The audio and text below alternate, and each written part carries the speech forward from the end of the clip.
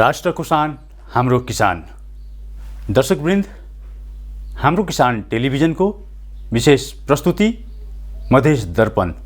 यहाँहरूले मधेस दर्पणलाई अत्यधिक रुचाउनु भएको छ। हामीले विषयगत रूपमा विभिन्न व्यक्तित्वहरूसँग, विज्ञहरूसँग, जानकार व्यक्तित्वहरूसँग कुराकानी गर्ने गरेका छौँ। कुन क्षेत्रमा कसरी समस्या समाधानतर्फ अग्रसरता देखाउन सकिन्छ, त्यस्तै व्यक्तित्वहरूलाई हामीले हाम्रो कार्यक्रममा निम्त्याउने गरेका छौँ। यसै क्रममा आजको कार्यक्रममा हामीले नेपाल सरकारका मन्त्री रामेश्वर राई यादव, चिर परिचित व्यक्तित्व, सामाजिक रूपमा पनि उहाँले आम जनताले उहाँलाई अत्यधिक नै रुचाएका छन् र संयोगवश अहिले उहाँ श्रम, रोजगार तथा सामाजिक सुरक्षा मन्त्रीको रूपमा हुनुहुन्छ। अहिलेको गतिविधि विश्व नै कोरोनाबाट आतंकित छ। यस्तो अवस्थामा अहिले नेपालको श्रम, रोजगार र सामाजिक सुरक्षाका विषयवस्तु कसरी अघि बढेका छन् आदि इत्यादि विषयमा हामी आज उहाँसँग कुराकानी गर्नेछौँ र उहाँलाई सिधै हामी अन्यत्र नगइकन कार्यक्रममा स्वागत गरौँ। स्वागत छ यहाँलाई। धन्यवाद। अहिलेको यो कोरोनाको अवस्थामा यहाँले कसरी श्रमलाई हेरिरहनु भएको छ, अर्थात् श्रमिकहरूलाई कसरी हेर्नु भएको छ? सबभन्दा पहिले त तपाईलाई धन्यवाद दिन चाहन्छु। अहिलेको यो कोरोना क्राइसिसको बेलामा जहाँ मान्छेहरू हिडडुल गर्न गाह्रो छ, एकले अर्कालाई भेट्न गाह्रो छ, त्यहाँनिर तपाईँले समसामयिक विषयमा आज चर्चा गर्न यहाँ आउनुभयो। तपाईँलाई पनि स्वागत छ। र यो कोभिड-19 को जुन विश्वव्यापी प्रकोप छ, त्यो विश्वव्यापी नै यो प्रकोपमा यो धरतीमा सर्वाधिक कोही पीडामा छ भने श्रमिक क्षेत्र नै हो, श्रम क्षेत्र नै हो। त्यो श्रम क्षेत्र सबभन्दा बढी प्रभावित भएको अहिले यो कोरोना क्राइसिसले गर्दाखेरि र यो विश्वमा नै श्रम क्षेत्रलाई अति प्रभावित गरेको यो कोरोना क्राइसिसले नेपाल पनि त्यहाँबाट अछुतो रहन सकेन। नेपाल र नेपाली जो श्रममै आधारित छ, जो श्रममै आश्रित छ, तिनीहरूको यो सर्वाधिक क्षति अहिलेको यो परिस्थितिमा भएको मैले महसुस गरेको छु। र खास गरेर दैनिक जेलादारीमा काम गर्ने, जो बिहान बेलुकी काम गर्छन् र राति उसको चुलो बल्छ, त्यस्ता व्यक्तित्वहरू, त्यस्ता श्रमिक दाजुभाइ दिदीबहिनीहरू अत्यधिक प्रभावित भएको छ। त्यसैले यो म श्रम मन्त्रीको हैसियतले के अनुभूति मलाई भइरहेछ भने अहिले यो कोरोना क्राइसिस आएकोदेखि सबभन्दा ठुलो दायित्व, ठुलो जिम्मेवारी मेरो काँधमा आएको छ। यद्यपि यो सिङ्गो सरकार, नेपाल सरकारको सम्माननीय राष्ट्रपति, सम्माननीय प्रधानमन्त्रीदेखि लिएर सिङ्गो नेपाल सरकार नै यो कोरोना क्राइसिस को कारणबाट चिन्तित छ। श्रमिक दाजुभाइ दिदीबहिनीहरूलाई अप्ठ्यारो नपरोस् भन्नका लागि उहाँहरू पनि चिन्तित छन्। हामीहरू देश विदेशभित्र रहेका श्रमिकहरू र देश बाहिर रहेका श्रमिक दाजुभाइ दिदीबहिनीहरूको लागि हामी ज्यादै नै चिन्तित छौँ। र देश बाहिर रहेका श्रमिकहरू जो रोजगार गुमाइसके, उनीहरूलाई यो खान बस्न पनि समस्या भएको छ, तिनीहरूको समस्याको सम्बोधनको लागि नेपाल सरकारको परराष्ट्र मन्त्री, प्रधानमन्त्री स्वयं आफ्नो आफ्नो काउन्टर पार्टहरूलाई कुरा गरेर उनीहरूलाई राहत दिनको लागि विभिन्न किसिमका योजनाहरू बनाइरहेछ र त्यो म पनि त्यसमा लागिरहेछु। त्यसैले मलाई बढी जिम्मेवारी बोध भएको छ। एकातिर वैदेशिक रोजगारी गुम्ने अवस्था छ, कृषि श्रम अथवा कृषि श्रमिक, कृषि मजदुरलाई पनि श्रम मन्त्रालयले कसरी वर्गीकृत गर्ने हो त? यो श्रम मन्त्रालयले एउटा कुरो अहिले इतिहासमै गर्न नसकेको कुरा के हो भने श्रमिक यो कृषि मजदुरहरूको समस्यालाई आइडेन्टिफाई गर्न सकेन। यो हामीहरूका श्रमिकहरू भनेको औपचारिक क्षेत्रमा श्रमिकको रूपमा काम गरेकोहरूलाई एउटा पहिचान गर्ने, उनीहरूलाई एउटा रिकग्निसन दिने र यो कृषि मजदुरलाई नसमेट्ने र कृषि मजदुर लगायत अन्य क्षेत्रलाई पनि समेट्ने, अन्य व्यवसायमा लागेका श्रमिकलाई चाहिँ कृषिसँग जोडिएका, जस्तो भनौँ न हँसुवा कुट्ने श्रमिक पनि त श्रमिक नै हो, हलो बनाउने श्रमिक पनि श्रमिक नै हो। त किसानसँग जोडिएका तिनीहरूको कुनै पनि आइडेन्टिफिकेसन छैन हैन। त्यसैले यो अनौपचारिक क्षेत्रमा काम गरेको, खास गरी कृषि क्षेत्रमा काम गरेको कृषक र मजदुरहरूको पहिचानको अभाव भएकोले कृषि व्यवसायमा लागेका कृषक र मजदुरहरूको पहिचानकै अभाव छ। जहाँ एउटा कृषि मजदुर जन्मेदेखि नमरुन्जेलसम्म मजदुरीको सेरोफेरोमा काम गरिराखेको हुन्छ। बाबुले मजदुरी गरेको छोराछोरी त्यही खेतमा गएर रुमलिरहन्छ, खेलिरहन्छ। तर तिनीहरू तरुण भएपछि तिनीहरू मजदुरी गर्छ, नमरुन्जेल मजदुरी गर्छ, तर तिनीहरूको कुनै पहिचान हुँदैन। उनीहरू श्रमिक छन् कि कृषि श्रमिक, कृषि मजदुरको पहिचानको लागि श्रम मन्त्रालयले के गर्दैछ? म एउटा ठुलो ऐतिहासिक र क्रान्तिकारी कदम चालेको छु है। यो ऐतिहासिक कदम नै हो वास्तवमा कि नेपालको सम्पूर्ण श्रमिकहरूलाई श्रमिक सूचना ब्याङ्कको भित्र डाटा ब्याङ्कमा ल्याउने र श्रमिक सूचना ब्याङ्कको स्थापना भर्खर तपाईसँग बोल्दै गर्दा एक हप्ता पनि भएको छैन। त्यो निर्णय गरेको मसी सुक्न नपाउँदै तपाईँलाई यो कुरा बनाउँदा म गौरवान्वित भएको छु र यो कुरा ज्यादै चर्चा भएको छ अहिले यो देशभित्र देश बाहिर पनि। र इन्टरनेसनल इन्स्टिट्युसनका पदाधिकारीहरूले पनि मलाई सराहेको छ, मलाई बधाई दिएको छ कि नेपाल जस्तो देशमा तपाईँले यस्तो राम्रो कन्सेप्ट कसरी ल्याउनु हो भनेर। मेरो सोच के हो भने यो देशभित्र जति पनि श्रमिकहरू छन् तिनीहरूको डाटा पहिले तयार गर्नु पर्यो। त्यो डाटा बनाउनको लागि कुनै निकाय रहन्छ। श्रम मन्त्रालयभित्र नेपालभित्र र नेपाल बाहिर कति श्रमिकहरू काम गरिरहेछ त्यसको कुनै तथ्याङ्क छैन, कुनै डाटा छैन। त्यसैले श्रमिक सूचना ब्याङ्क हामी बनाइसकेपछि अब नेपालभित्र रहेका फर्मल सेक्टरका र इन्फर्मल सेक्टरका दुईटै श्रमिकहरूलाई त्यहाँ डाटा इन्ट्री गर्ने। अब त्यो श्रमिक सूचना ब्याङ्कमा डाटा इन्ट्री नभएका श्रमिकहरूको हामीहरू धेरै कार्यविधिहरू र ऐन कानुनहरू तर्जुमा गरेर हामीहरूले त्यसलाई बाध्यात्मक परिस्थिति सिर्जना गर्ने। जसरी भए पनि ती श्रमिकहरू जो डाटामा प्रत्यक्ष रूपमा आउन सकेका छैनन्, कुनै न कुनै रूपमा तिनीहरूलाई जसरी भए पनि त्यसलाई जोड्ने हो र त्यसको सम्पूर्ण वस्तुस्थिति त्यहाँ चाहिँ समावेश हुन्छ। पहिलो कुरा त त्यो दर्ता हुने बित्तिकै हामीसँग म्यान पावर कति छ त्यसको तथ्याङ्क हुने भयो। दर्ता हुने बित्तिकै त्यो स्किल्ड म्यान पावर हो कि अनस्किल्ड म्यान पावर हो त्यो छुट्टिने भयो। उसको इन्ट्रेस्ट केमा हो त्यो छुट्टिने भयो।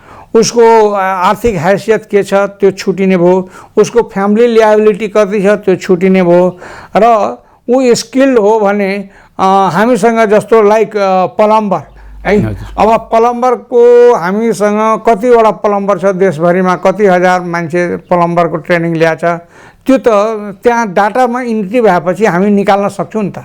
अब मलाई कुनै देशले 500 प्लम्बर चाहियो भनेर पठायो भने म एकैचोटि त्यो प्लम्बर दाबेपछि त्यो प्लम्बरभित्र टेबलमा हुने सबै प्लम्बर एक ठाउँमा निस्किन्छ। अनि कुन चाहिँ काम गरिरहेछ, कुन चाहिँ बेरोजगार छ र कुन चाहिँ अझ स्पेसल ट्रेनिङ लिनुपर्ने छ, यी सबै कुराहरू त्यहाँबाट निस्किन्छ। त्यस्तै इलेक्ट्रिसियन हुन्छ कि एग्रिकल्चर हुन्छ कि हरेक सेक्टरको किसानहरू मजदुरहरूको त्यहाँ तथ्याङ्क हुन्छ। र त्यति मात्रै होइन, यो रेजिस्टर्ड भइसकेको सम्पूर्ण श्रमिकहरूको सोसल सेक्युरिटीसँग जोड दिने है र त्यस्तो भयो भने योगदानमा आधारित सोसल सेक्युरिटीसँग आबद्धता हुने बित्तिकै उसको त्यो पेन्सनको कुरा आउँछ, उसको सोसल सेक्युरिटीको कुरा आउँछ, उसले भोलि बालबच्चालाई पढाउनको लागि, घरद्वार बनाउनको लागि वा अन्य कुनै व्यवसाय खोल्नको लागि त्यहाँबाट उसले लगानी लगाउन सक्छ सफ्ट लोनको आधारमा।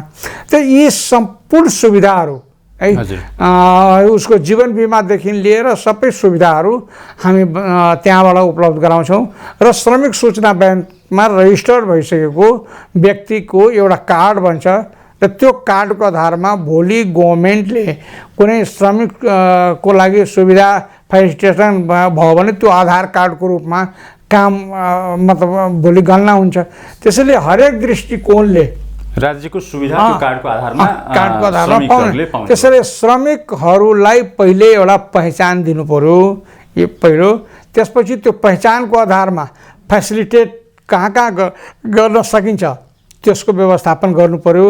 त्यसको अलावे त्यसलाई अब कुन सेक्टरमा हामीलाई आवश्यकता छ त्यो सेक्टरको स्किल दिनु पर्यो है।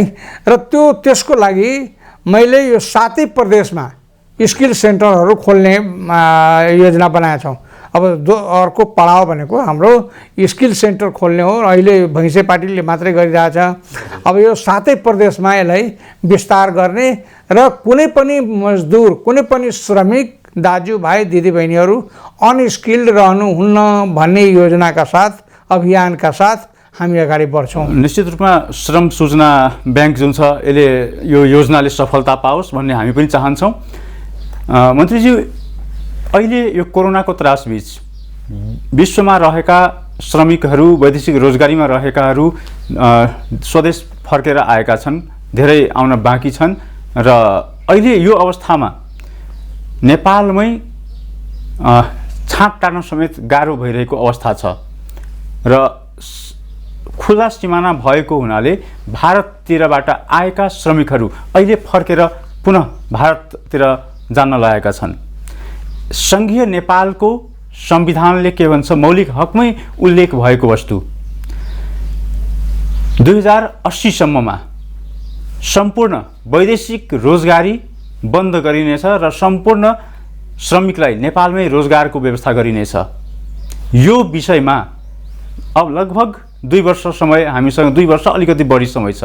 के 2 वर्षभित्रमा सम्पूर्ण वैदेशिक रोजगारी बन्द गरेर स्वदेशमै रोजगारको व्यवस्था गर्न सकिन्छ? बडो गम्भीर प्रश्न उठाउनु भयो तपाईँ। यो नेपाल सरकारको चाहना र प्रयासहरू के छ भने अब नेपालीहरू जुन बाहिरबाट आए, यो अहिले एउटा ठुलो चुनौती हामीले सामना गर्नु परिरहेछ। यो कोरोना क्राइसिसको कारणबाट देश बाहिरबाट आफ्नो रोजगार गुमाएर झन्डै 62,000 मान्छे नेपालभित्र आइसके है। अझ मलाई लाग्छ त्यो 50-60 हजार भन्दा बढी नै आउन बाँकी छ। मोटामोटी 1-1.5 लाख रुपियाँ मान्छे आउन बाँकी पनि छ है, विभिन्न देशहरूको मिलाएर है। त हामी पहिलो कुरा त सबैलाई हामी ल्याउँदाखेरि एउटा ठुलो चुनौती छ हामी कहाँ है। हामी देशभित्रै रहेका श्रमिकहरूलाई रोजगार दिन सकेका छैनौँ, व्यवस्थापन गर्न सकेका छैनौँ। उहाँहरू आइसकेपछि एउटा ठुलो चुनौती हामी कहाँ छ। तर मान्छे भन्छन् भगवानले कुनै सङ्कट ल्याउँदाखेरि त्यो एउटा अवसर पनि हुन्छ, कहिलेकाहीँ अवसर पनि सँगसँगै आउँछ। त्यसैले यो कोभिड-19 को जुन चुनौती हामी कहाँ आएको छ त्यो सँगसँगै एउटा अवसर पनि हो यो है। र त्यो अवसर के हो भने यसलाई अवसरको रूपमा हामी रूपान्तरण गर्न सक्नुपर्छ। त्यो अवसर के हो भने जति पनि श्रमिकहरू बाहिर बसेर काम गरे र अहिले रोजगार गुमाएकाहरू जुन देशभित्र भित्रिरहेछ र नेपाल सरकारले तिनीहरूलाई फर्काउन जो मतलब आफूले सक्दैन तिनीहरूलाई खर्च दिएर पनि फर्काउने जुन योजनाहरू हामी बनाएछौँ, त्यो एउटा प्लस पोइन्ट के हो भने केही न केही स्किल सिकेर आएको हुन्छ। निश्चित रूपमा जो बाहिर काम गरिसकेका छन् उनीहरू केही न केही स्किल सिकेका छन्। उनीहरूलाई यदि हामी अवसर प्रदान गर्ने हो भने राष्ट्रिय उत्पादकत्व बढाउनमा यो वात्तै हामीले एउटा अवसर पनि हो हामीलाई है। अब त्यो अवसरको सिर्जना हामीहरू गर्नु पर्यो। त्यसको लागि स्ट्रङ डिटर्मिनेसनको आवश्यकता छ। विल पावर हामीहरूको बलियो साथ अगाडि बढ्नु पर्यो। नेपाल सरकारको विल पावर, हामी सबै सजग नागरिकहरूको विल पावर, हामीहरू रोजगार व्यवसायमा लागेका व्यवसायिकहरूको विल पावर, सबैको विल पावर एक ठाउँमा जम्मा गरेर हामी आफ्नो देश आफै बनाऊँ भन्ने एउटा दृढ निश्चयका साथ अगाडि बढ्यो भने राष्ट्रिय उत्पादकत्व बढ्ने र समृद्ध नेपाल, सुखी नेपालीको जुन परिकल्पना नेपाल सरकारले गरेको छ त्यो पुरा गराउने अवसर पनि हो। यो भनेपछि 2080 सम्ममा वैदेशिक रोजगारी पूर्ण रूपमा बन्द हुन्छ। लेट्स होप, यो हामी विश्वास गरौँ। तर अहिलेको जुन परिस्थिति छ त्यो तपाईँको माध्यमबाट जनताको बिचमा जुन मैले कुरा गरिरहेको छु त्यसमा ढाँट्ने विषय होइन यो है। जनताको बिचमा इमान्दारीपूर्वक गर्नु कुरा गर्दाखेरि हामी अहिले नै सबै व्यवस्थापन गरिसकेका छैनौँ। हामीहरू व्यवस्थापन गर्ने प्रयासमा छौँ है। आशा गर्न सकिन्छ। अब हामी आशा गरौँ एउटा मिराकल भोलि हुनसक्छ। जस्तो कृषि क्रान्ति गर्न सकिन्छ, कृषिमा एउटा क्रान्ति ल्याउन सकिन्छ। आज इजरायल जस्तो देशले जुन 3% भूभाग कृषिमा प्रयोग गरेर त्यसले मतलब कति एक्सपोर्ट गरिरहेको छ, दुनियाँलाई एउटा ग्रिन भेजिटेबल एक्सपोर्ट गरिरहेछ र देशको आर्थिक अवस्था कृषिबाटै उसले धानिरहेछ भनेपछि हामीसँग त माटो छ, हामीलाई माटो भाडामा ल्याइरहनु पर्दैन, माटो किनेर ल्याउनु पर्दैन, प्रकृतिले हामीलाई दिएको छ, पानी हामीसँग छ, हात हामीसँग छ। अब हामीसँग माटो पनि छ, हात पनि छ र पानी पनि छ, सबै साधन स्रोत छ। यसको म्यानेजमेन्ट, यसको व्यवस्थापन हामीले राम्रोसँग गर्यो भने प्रधानमन्त्री आधुनिकीकरण परियोजनालाई अझ कृषि आधुनिकीकरण परियोजनालाई अझ परिष्कृतका साथ अगाडि बढाउने र वैदेशिक टेक्नोलोजीलाई आयात गर्ने नेपालको अनुकूल ढाल्ने हो भने कृषिलाई श्रमसँग जोडेर कृषि आधुनिकीकरण योजना ल्याएर वैदेशिक रोजगारबाट फर्केका सम्पूर्णलाई कुनै न कुनै रूपमा कृषिसँग हामीले जोड्न सक्यौँ भने पक्कै पनि कृषि क्रान्ति सम्भव देखिन्छ। सम्भव छ।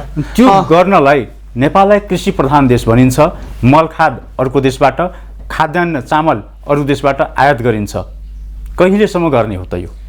एकदम ठिक कुरा उठाउनु भयो। मलाई सम्झना छ हामी बच्चा हुँदाखेरि हाम्रो धानका उपजहरू, त्यो धान काट्नको लागि इन्डियन श्रमिकहरू आउँथ्यो, रोप्नको लागि इन्डियन श्रमिकहरू आउँथ्यो, रोपेर जान्थे, उनीहरू आएर फेरि धान काट्ने बेलामा पनि आउँथे र हामीले उत्पादन गरेको धान चावलहरू इन्डिया मात्रै होइन कोरियासम्म पनि हामी पठाउँथ्यौँ, अन्य मुल्कहरूमा पनि हामी पठाउँथ्यौँ र धेरै देशलाई हामीले अनुदान दिएका छौँ।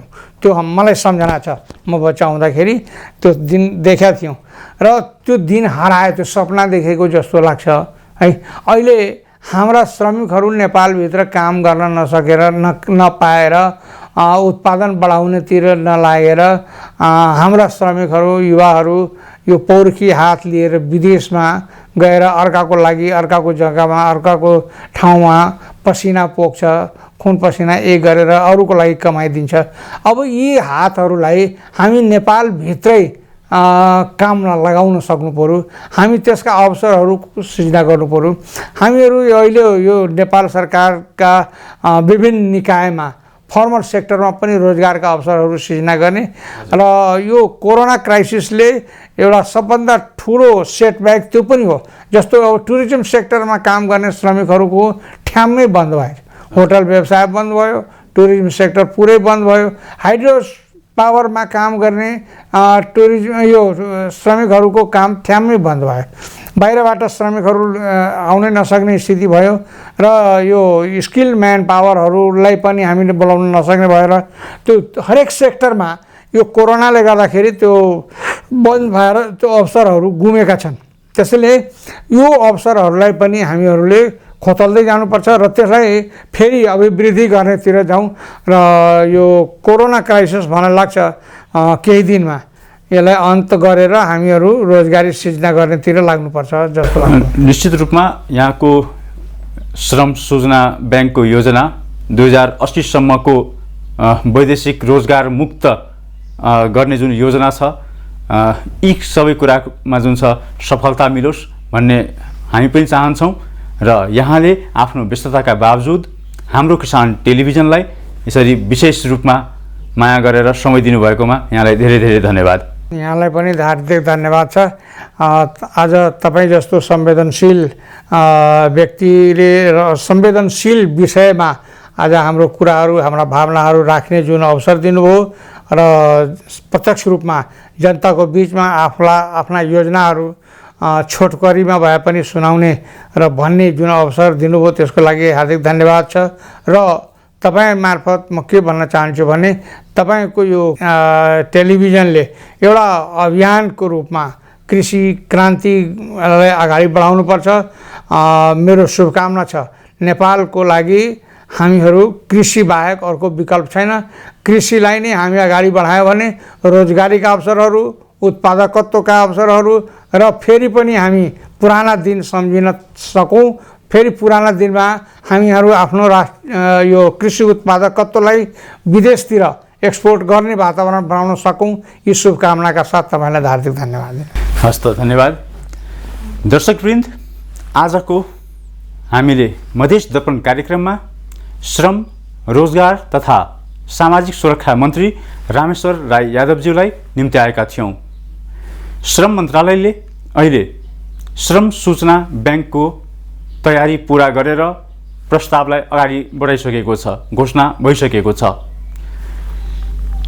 राज्यको जुन नीतिगत रूपमा मौलिक हकको रूपमै संवैधानिक व्यवस्था भएको छ, 2080 सम्ममा वैदेशिक रोजगार मुक्त गर्ने र सम्पूर्ण श्रमिकहरूलाई देशमै रोजगारी प्रदान गरेर अघि बढ्ने तयारी आदि इत्यादि विषयमा मन्त्रीज्यूले मन्त्रालयका विभिन्न योजनाहरूका बारेमा प्रष्ट रूपमा राखिदिनुभयो। उहाँले राखेको विषयमा पक्कै पनि देशको लागि, देश निर्माणको लागि, विकासको लागि र आम युवाहरूको लागि सकारात्मक हुनेछ भन्ने विश्वास हामीले पनि लिएका छौँ। हस्त आजको कार्यक्रमबाट म प्रवीण सहित हाम्रा सम्पूर्ण प्राविधिक टिमलाई बिदा दिनुस् र हेर्दै गर्नुस् मधेस दर्पण, हाम्रो किसान टेलिभिजनको विशेष प्रस्तुति। हस्त नमस्कार।